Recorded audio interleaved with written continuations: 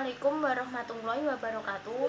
Nama saya Arina Mufidatunida, NIM 3150200022.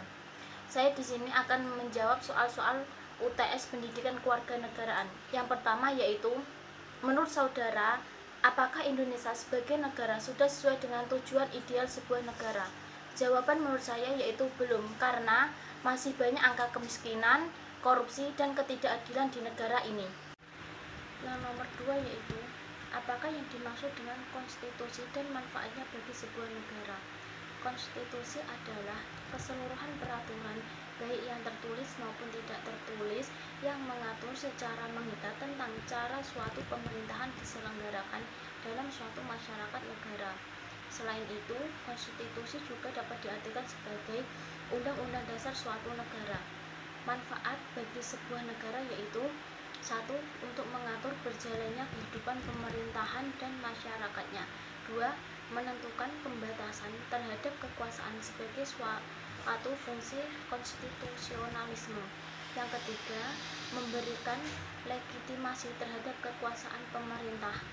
Yang keempat, sebagai instrumen untuk mengalihkan kewenangan dari pemegang kekuasaan asal, baik rakyat dalam sistem demokrasi atau raja dalam sistem monarki, kepada organ-organ kekuasaan negara.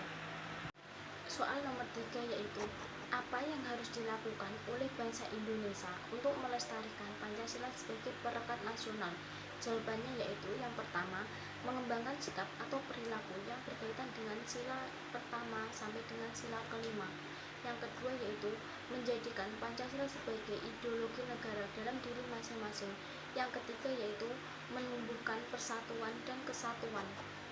Soal nomor 4 yaitu, pengertian apa yang terkandung dalam pernyataan pemerintahan dari rakyat, untuk rakyat, dan oleh rakyat? Jawabannya yaitu, pernyataan tersebut mengandung pengertian rakyat adalah pemegang kekuasaan tertinggi dalam suatu pemerintahan, di mana masing-masing dari mereka memiliki hak yang sama dalam upaya mengatur kebijakan pemerintah.